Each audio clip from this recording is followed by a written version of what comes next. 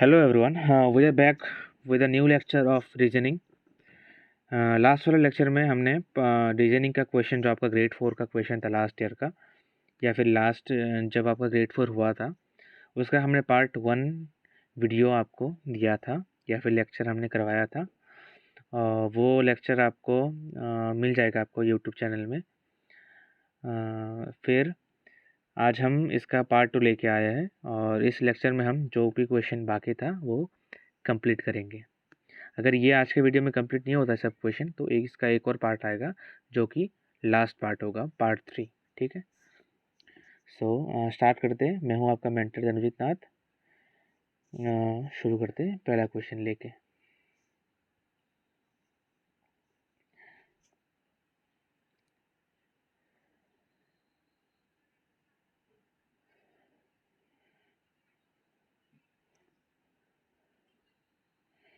पहला क्वेश्चन देखो, if the number 4532986 is reversed, the digit that does not change its position is, बोला है जब ये गिवन नंबर आप रिवर्स करेंगे तब कौन सा नंबर आपका चेंज नहीं होगा, उसका पोजीशन चेंज नहीं होगा, बस यही पूछा है। हमने प्रीवियस क्वेश्चन में 101 से 10111 तक हमने करवाया था और आज हम 112 से आगे बढ़ेंगे। और 101 से 10111 इसलिए हमने लिया क्योंकि बाकी 101 के पहले वाला रीजनिंग का पोर्शन नहीं है, वो बाकी और भी क्वेश्चन थे तो उसका पोर्शन है। तो इस वाले क्वेश्चन में क्या पूछा है, जो नंबर गिवन है अगर उसको रिवर्स करेंगे कौन सा नंबर आपका उसका पोजीशन वो चेंज नहीं कर रहा है। तो आप नंबर देखो, यहाँ पे एक्सप्लेनेशन भी गिवन है, फिर भी मैं समझा देता हूँ आपको क्या गिवन है। 4532986 और रिवर्स करना है ना, तो सबसे पहले 6 आएगा, ये सबसे पहले लिखेंगे, फिर 8 लिखेंगे, फिर 9 लिखेंगे, फिर 2 लिखेंगे, फिर 3 लिखेंगे, फिर 5, फिर 4। अब देखो किसने अपना जगह चेंज नहीं किया, देखो ये 2 सेम है ना, इसने चेंज नहीं किया तो इसका आंसर 2 होगा। तो इसका करेक्ट ऑप्शन होगा C. C is the correct option. Move करेंगे अभी अगले वाले क्वेश्चन पे। Yes, this one next question, which of the following words contains both of the two middlemost letters of English alphabets। पूछा है कि इस क्वेश्चन में जो आपको ऑप्शंस गिवन है इनमें से कौन से ऑप्शन में मिडिल मोस्ट लेटर ज़्यादा हुआ है। ठीक है, मिडिल मोस्ट लेटर कौन से होते हैं बताओ। टोटल लेटर कितने होते हैं 26, उसको डिवाइड करो 2 से। 2 मिडिल मोस्ट पूछा है ना, मतलब 2 मिडिल मोस्ट होना चाहिए, तो आप डिवाइड करो कितना होता है 13 और 14 होगा। ठीक है, 13 और 14 उसका मिडिल मोस्ट होगा। तो इस हिसाब से आप देखो 13 और 14 में कौन आता है। अब ईजोटी लगाओ, ईजोटी लगा के भी देख सकते हो, या फिर CFILORUX से भी देख सकते हो। वैसे आपको याद रहना चाहिए 13 14 में कौन होता है, M और N होता है, लेकिन फिर भी मैं समझा देता हूँ कैसे हम निकालते हैं। C में 3, F में 6, ये 9, ये 12, O 15, R होगा हमारा 18, U होगा 21 और ये होगा 24। तो हमें चाहिए 13 और 14। तो O से पहले कौन आता है, LMN, तो M आपका होगा 13, N होगा 14। ठीक है, तो इस हिसाब से हमारा क्या ऑप्शन होगा, M और N इसका करेक्ट आंसर होगा। अभी देखना है M और N किस में है। ठीक है, मैन में देखो M भी है N भी है, बाकी में देखो इसमें N है, इसमें M है, इसमें N है, दोनों मिडिल मोस्ट लेटर नहीं है, तो आप कह सकते हो इसका करेक्ट आंसर होगा ऑप्शन ए, मैन। ठीक है, क्लियर है ये वाला। ठीक है, मूव करेंगे फिर अगले वाले क्वेश्चन पे।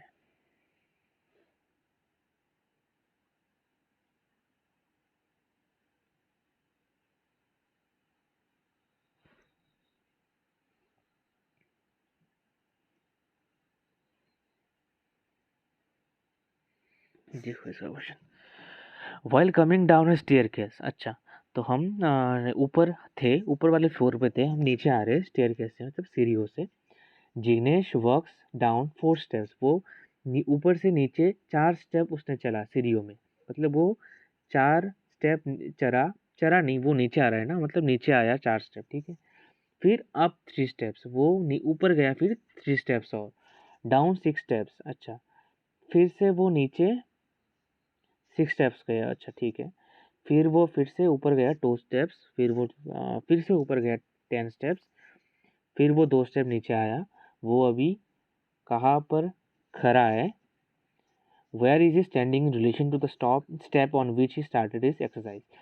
जब से उसने स्टार्ट किया उसके हिसाब से वो अभी कहाँ है, वो हमें ढूंढना है। सबसे पहले देखते, देखो एक सीढ़ी बनाते, चलो। नहीं, सीढ़ी नहीं बना पाएंगे ना, 10 स्टेप्स 2 स्टेप इतना नहीं होगा स्क्रीन पे जगह। चलो ऐसे ही समझ लेते। आप एक काम करो, डाउन स्टेप्स को ना हम माइनस से यूज़ करेंगे, ठीक है। मतलब वो डाउन गया मतलब -4, ऊपर आया तो +4, ठीक है, ऐसे।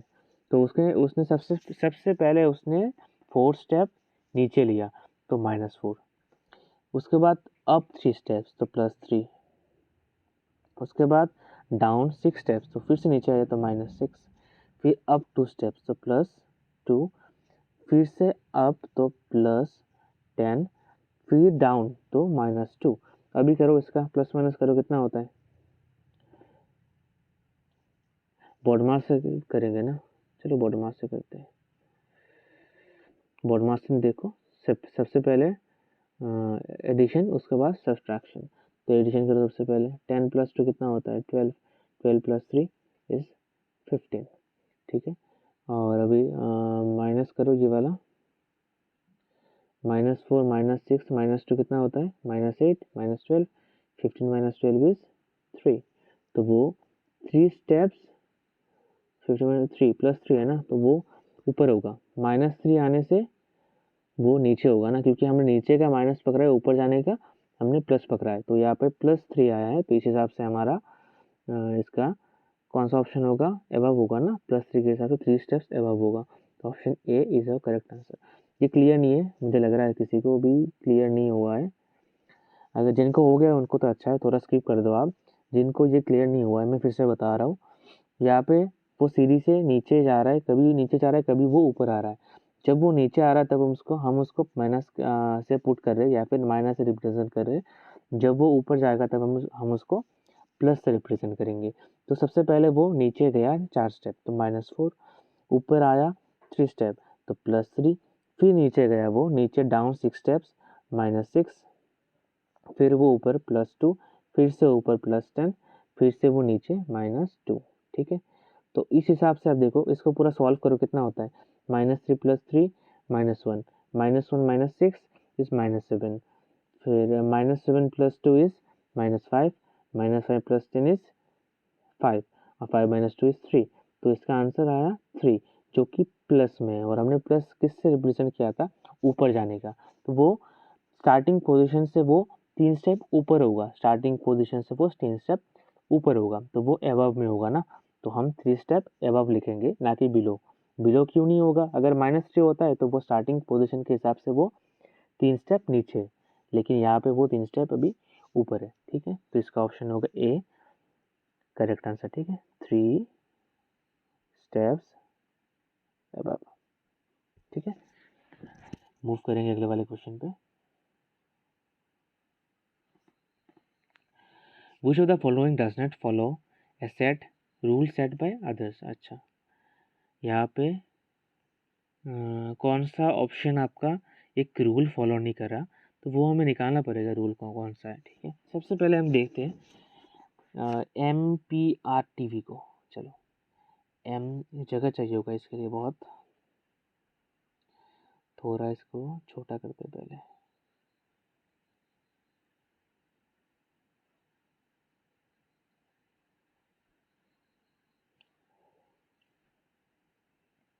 देखो, MPRTV,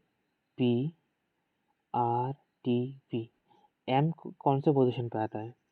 आप HOTP लगा सकते हो, CFI LORUX भी लगा सकते हो, ठीक है। एम आपका आता है 30 नंबर पे। पी कौन से नंबर पे आता है?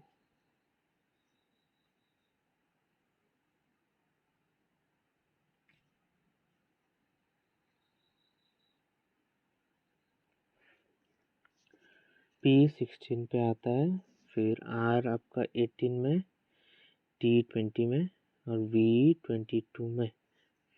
तो आप देखो इसमें क्या ट्रेंड फॉलो हो रहा है।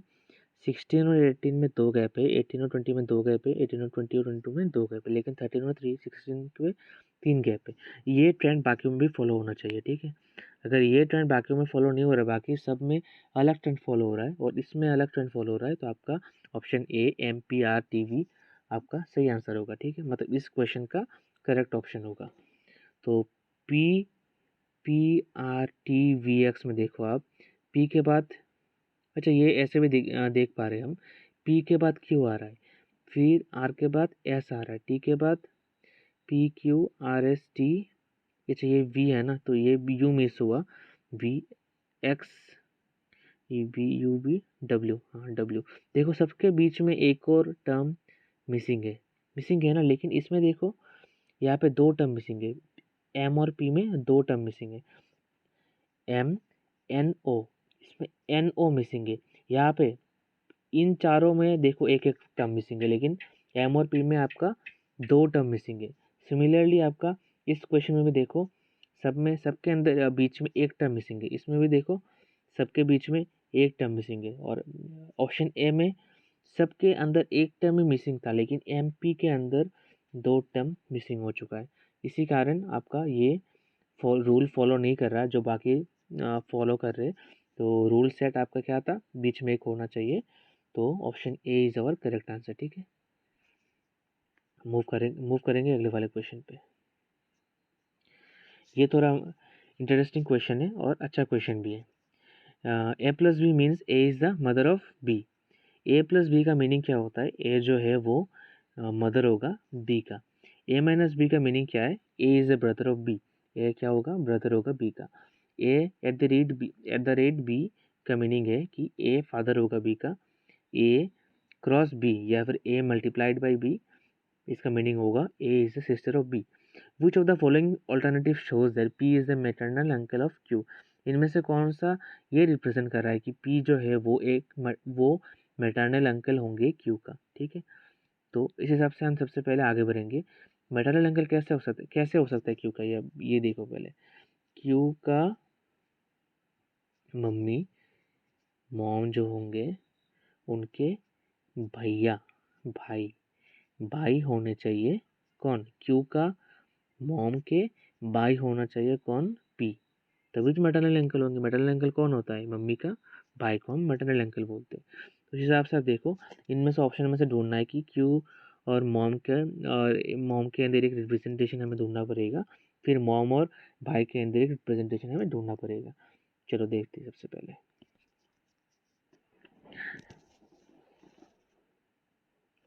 सबसे ये चेक करते ऑप्शन ए, ठीक है। ऑप्शन ए चेक करेंगे सबसे पहले।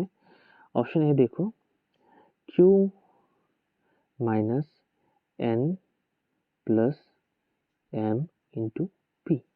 अभी देखो Q माइनस एन का मतलब क्या है, माइनस कहा था, ये देखो A-B means A is the brother of B। मतलब Q का भाई कौन होगा, N होगा। Q का भाई कौन होगा, N, ठीक है। A-B means A is the brother of B। Q का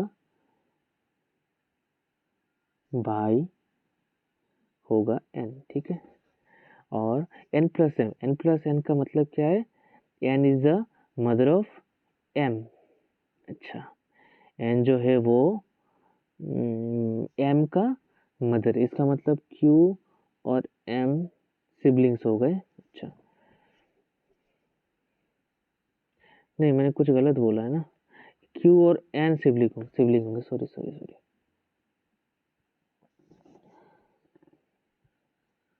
देखो आप क्या बोला मैंने, Q माइनस N मतलब Q is the brother of N, Q भाई होगा N का, ठीक है। और N+M का मीनिंग है N आपका मदर होगा किसका, M का ना। N आपका मदर होगा M का, ठीक है। कोई रिलेशन नहीं है, सिबलिंग का कुछ रिलेशन नहीं है इनके अंदर।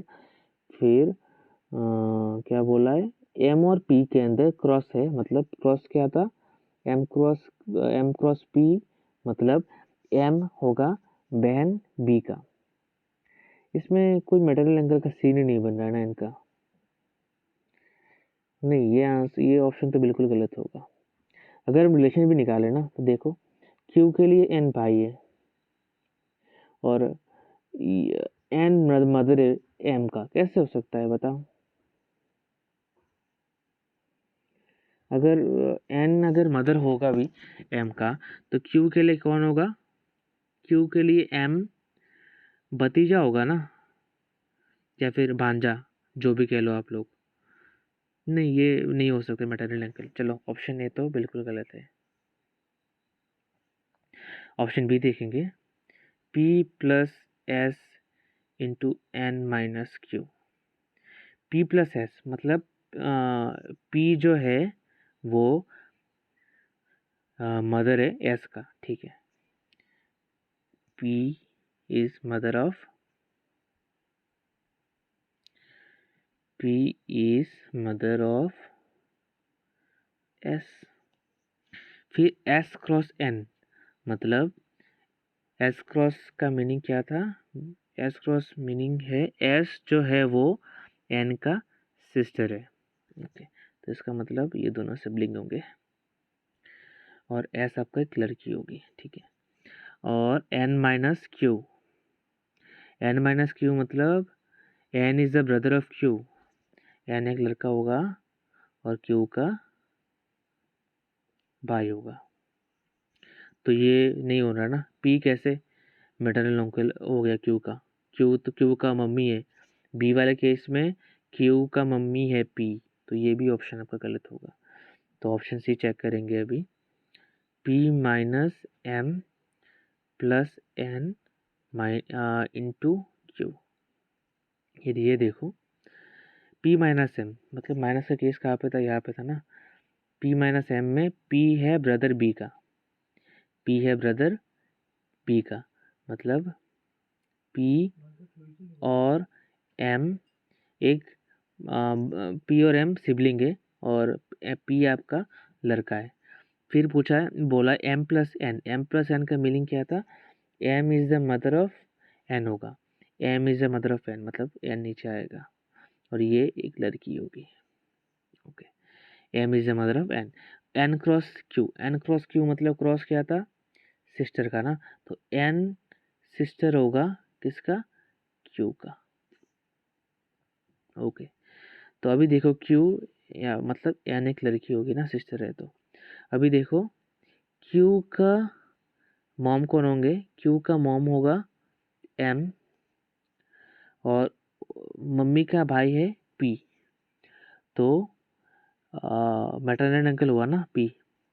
क्यू के लिए एन सिस्टर है, तो एन के लिए एम था माँ, मदर, तो इस हिसाब से क्यू का भी मदर होगा एम और मदर का भाई कौन था? पी, तो क्यू के लिए पी हो गया मैटरनल अंकल। तो ये ऑप्शन सही होगा ना, option C, P minus M plus N into Q is the correct answer for this question. Hope so ये वाला क्वेश्चन आपको क्लियर हुआ होगा, इजी था। अगर समझ में नहीं आया होगा तो आप लोग एक बार फिर से वीडियो को थोड़ा पीछे लेके आप लोग देख लेना। इजी क्वेश्चन है, बस इजीली समझ में आएगा, एक और बार देख लोगे तो। मूव करेंगे अभी अगले वाले क्वेश्चन पे। इधर आप एक्सप्लेनेशन में गिवन है, जिनको भी समझ में नहीं आया वो आप वहाँ से यहाँ से देख सकते हो, ठीक है। ऑप्शन सी का तो मैं ये डिस्कस नहीं कर रहा हूँ, फिर से मैं आगे वाले पेज में अभी जाऊँगा।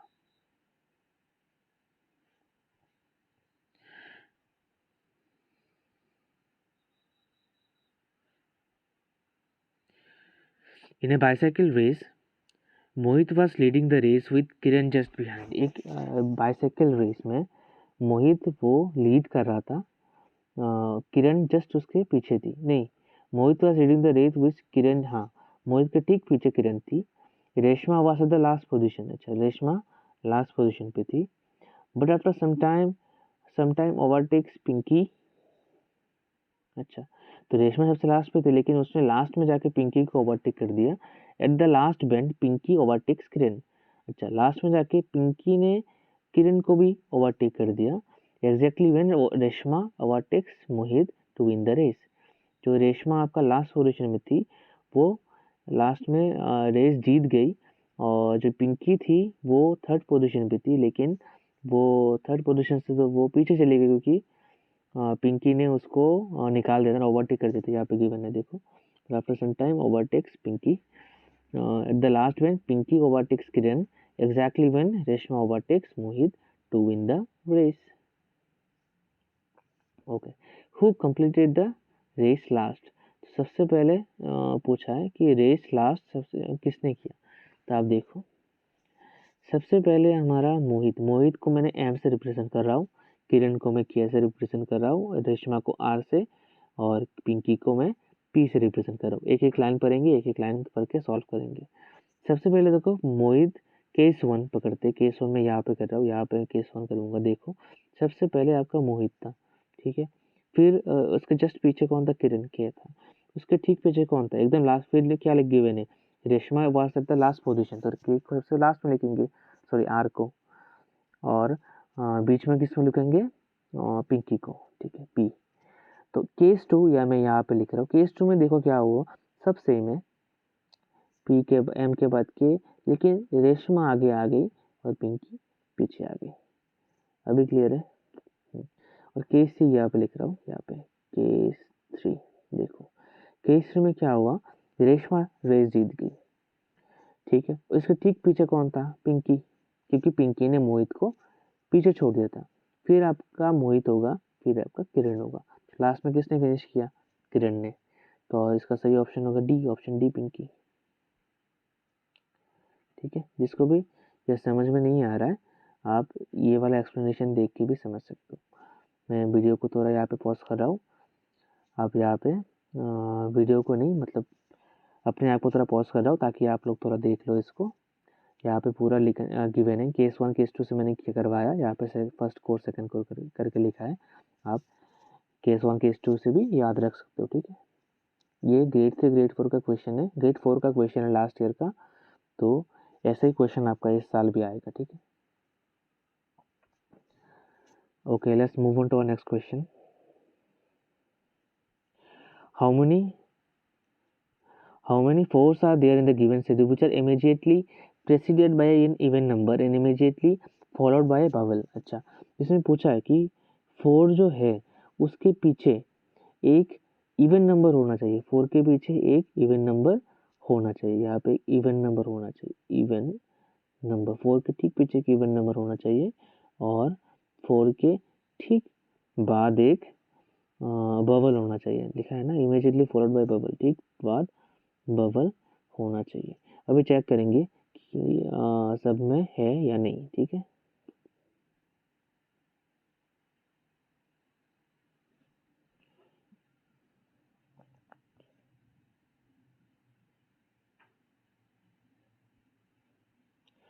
ठीक है, अभी चेक करेंगे, देखो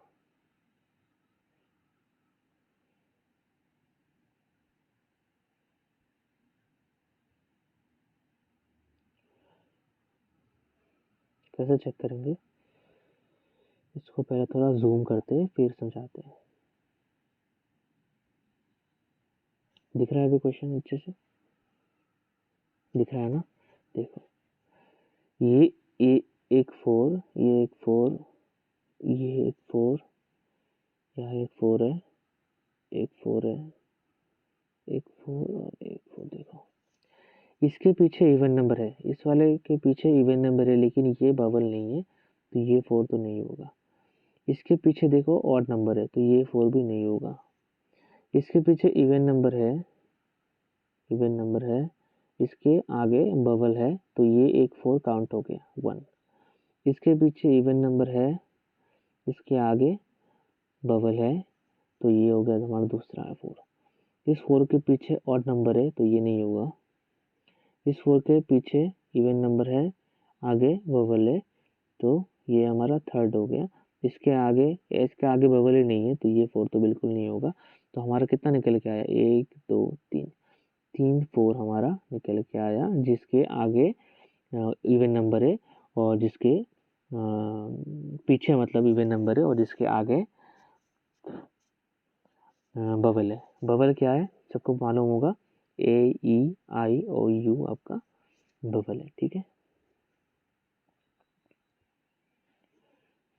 ओके, सो अभी नेक्स्ट क्वेश्चन है ये।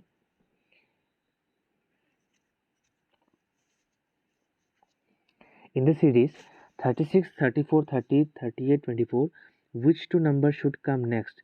इसके बाद कौन सा नंबर आना चाहिए? 2 नंबर, 2 नंबर बोला है, तो इसके आगे 2 नंबर कौन सा आना चाहिए? देखो अभी 36, 34, 30, 28, 24।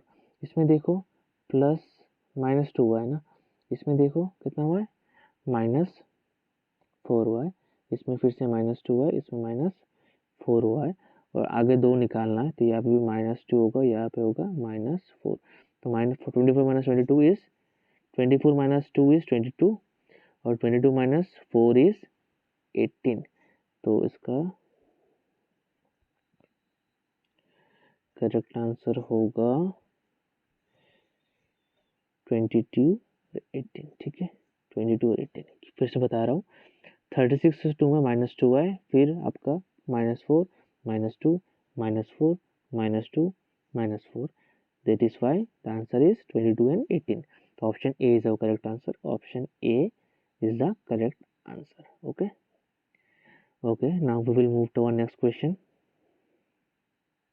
Easy है ना अभी सब क्वेश्चन? ये रीजनिंग का कम क्वेश्चन है और जनरल नॉलेज का ज़्यादा क्वेश्चन है ये वाला। रीजनिंग का क्वेश्चन हम कह सकते हैं, लेकिन इसके साथ हम जनरल नॉलेज का क्वेश्चन भी इसको बोलेंगे, क्योंकि इसमें दोनों का यूज़ हुआ है ना। चलो देखते हैं कैसे यूज़ हुआ है। Identify the odd one in the following words. इसमें से कौन सा ऑड वन है वो निकालना है। ये रीजनिंग का मैं कैसे बोल सकता हूँ इसको रीजनिंग, क्योंकि इसको कुछ लॉजिकल आपको सोचना नहीं पड़ रहा है। क्यों सोचना नहीं पड़ रहा है? देखो, इजिप्ट एक नॉन अफ्रीकन कंट्री है, ठीक है, मतलब अफ्रीका में वो इजिप्ट नहीं है, एक सेंट्रल एशिया कंट्री है ना, सेंट्रल एशिया कंट्री। बाकी आपका एंगोला, सूडान और युगांडा एक अफ्रीकन कंट्री है, तो इस कारण Egypt is the odd one here, ठीक है। तो इसका आंसर होगा इजिप्ट, इजिप्ट, ठीक है। बिकॉज मैं लिख देता हूँ, because rest are all African countries, whereas Egypt is not an African country, ठीक है, यह इसका आंसर होगा। मूव करेंगे अगले वाले क्वेश्चन पे। Which number replaces the question mark in the series? अच्छा, तो सीरीज लिखते हैं सबसे पहले 12, 11, 13, 12, 14, 13, क्वेश्चन मार्क, ठीक है। ठीक है, अभी बताना है क्वेश्चन में कौन होगा ना, तो ये भी इजी लग रहा है। देखो, -1 +2 -1 +2 -1, इसमें होगा +2, 13 + 2 इज 15, तो इसका करेक्ट आंसर होगा 15। कौन सा ऑप्शन मैच हो रहा है? सी 15 इज अवर करेक्ट आंसर। ये इजी है बहुत, ठीक है। तो डायरेक्ट निकलेंगे हम अगले वाले क्वेश्चन पे।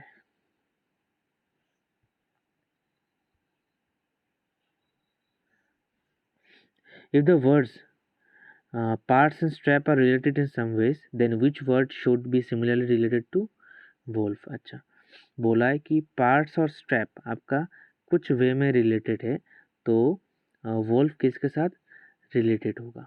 चलिए, ये सोचने वाली बात है इसमें कि ये कोडिंग डिकोडिंग का क्वेश्चन है, ठीक है। कोडिंग डिकोडिंग का वीडियोस वगैरह देख लेना आप, तब आपको और अच्छे से समझ में आएगा इसको।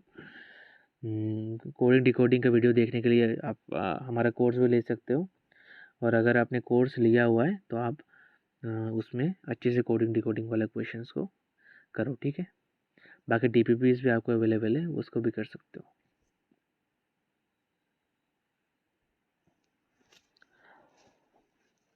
सबसे पहले लिखते हैं दोनों वर्ड को, PAR, एक काम करता हूँ ना, इसको PARTS, और इसमें क्या है, STRAP, स्ट्रैप। हाँ देखो, P लास्ट में चला गया, S इधर आ गया। अच्छा, इसमें तो इजी है ना बहुत ही। देखो इसको उल्टा करके लिख दिया बस, पार्ट्स को उल्टा करके लिखो। पहले लिखेंगे S, फिर लिखेंगे T, फिर लिखेंगे R, फिर लिखेंगे A, फिर लिखेंगे P। तो ये हो गया स्टॉप। अच्छा, इस हिसाब से लिखा है। चलो, अगर नहीं मिलता तो हम एक एक वर्ड का देखते, या फिर हम इसका नंबरिंग करते हर एक अल्फ़ाबेट का, तब निकालते। चलो, ये तो बहुत ईजी है। ग्रेड 4 ईजी है आपका, बहुत ईजी है। ग्रेड 4 इजीली आपका हो जाएगा। रीजनिंग का ग्रेड 4 में आपका फुल मार्क्स आएगा, इतना गारंटी से मैं दे सकता हूँ आपको, बोल सकता हूँ मैं। अगर आप हर एक वीडियो मेरा फॉलो करेंगे तो ग्रेड 4 में आपका रीजनिंग का फुल मार्क्स इजीली आपको आ जाएगा। तो बाकी भी देख लेंगे अभी। वोल्ट को निकालना है ना, WOLF। तो हिसाब से वो F सबसे पहले आएगा, फिर आपका आएगा L, फिर आपका आएगा O, फिर आएगा W। तो फ्लो इसका आंसर होगा। फ्लो है क्या, है ऑप्शन नंबर ए में। तो option AFLOW, flow is the correct answer here. ठीक है। रीजनिंग, डिकोडिंग, कोडिंग, डिकोडिंग के और भी बहुत मुश्किल वाले क्वेश्चन होते हैं, वो आपका ग्रेड 3 लेवल पे आ सकता है। जब हम ग्रेड 3 का क्वेश्चन करेंगे तब हम डिस्कस करेंगे। बाकी मेरे वीडियोस में हम ग्रेड 3 लेवल का क्वेश्चन ज़्यादा कर रहे हैं, क्योंकि मेन हमारा ग्रेड 3 है। अगर ग्रेड 3 करेंगे तो ग्रेड 4 तो ईजिली हो ही जाएगा। In a certain code military is written as NIMIUASY, how will seminary be written in the same code. ये इसमें भी सेम हम क्या करेंगे, मिलिट्री लिखेंगे MIL, थोड़ा जगह लेके लिखते हैं, MILITARY, मिलिट्री। और नीचे है NIMIUASY।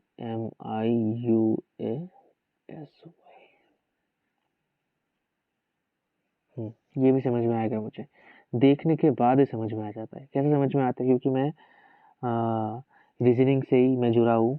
तो क्योंकि मैं रीजनिंग से जुड़ा हूँ, मुझे अच्छे से पता होता है कि तुरंत अभी कैसे निकालना है।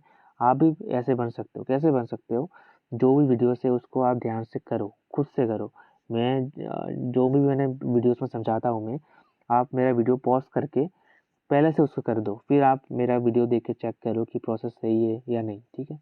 देखो मैंने कैसे समझा मैं इस वाले क्वेश्चन के लिए। M के बाद N आता है, +1।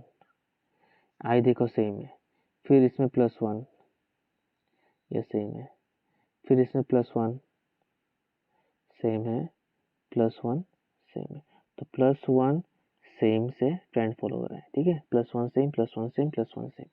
तो उसका भी सेम लगाएंगे हम लास्ट वाले में, सेमिनरी में, SEMINARY। S का +1 क्या होगा, T। E सेम रहेगा, M का +1 N, I का सेम रहेगा, N के बाद आता है, फिर A सेम होगा, फिर R के बाद, नहीं R चेंज होगा ना, S होगा, Y सेम होगा। ठीक है। तो S के बाद T, E हमने सेम रखा, M के बाद N आएगा, फिर I के बाद, I तो सेम होगा, N के बाद O आता है ना, S कहाँ से लिख दिया मैंने। ठीक है, N के बाद O, A तो सेम होगा, R+1 S, Y सेम। तो ये आंसर होगा। ऑप्शन मैच हो रहा है किसी के साथ? हाँ, option B is our correct answer, TENIOASY। ठीक है, option B is our correct answer. तो इसमें +1 सेम ट्रेंड फॉलो हो रहा है, +1 सेम, +1 सेम, +1 सेम, +1 सेम। ठीक है। ठीक है, तो आज के लिए बस इतना ही रखते हैं। बाकी हम अगले वाले लेक्चर्स में और कंप्लीट कर देंगे। और ज़्यादा क्वेश्चंस है नहीं, 12 क्वेश्चन ही बाकी है शायद इस वाले लेक्चर में, नेक्स्ट वाले लेक्चर के लिए। तो पार्ट 3 में आपका ग्रेड 4 का पूरा क्वेश्चन रीजनिंग पोर्शन का पूरा हो जाएगा कंप्लीट। बाकी मैथ्स का और जो भी है वो आपको उसका नोटिफिकेशन मिलते जाएगा कि कब कौन देगा। आपको मिलेगा सब, लेकिन कुछ टाइम लग सकता है, जैसे कि 1 वीक 2 वीक के अंदर आपको सब मिल जाएगा। बाकी पार्ट 3 भी आपको 2-3 दिन में आपके लिए अवेलेबल हो जाएगा, ठीक है। चलो फिर आज के लिए बस इतना ही, बाकी मिलते हैं नेक्स्ट वाले लेक्चर के साथ। तब तक के लिए बाय बाय, गुड बाय, और पढ़ते रहो और अच्छे से ग्रेड 3 ग्रेड 4 का प्रिपरेशन करते जाओ, ठीक है। टाटा।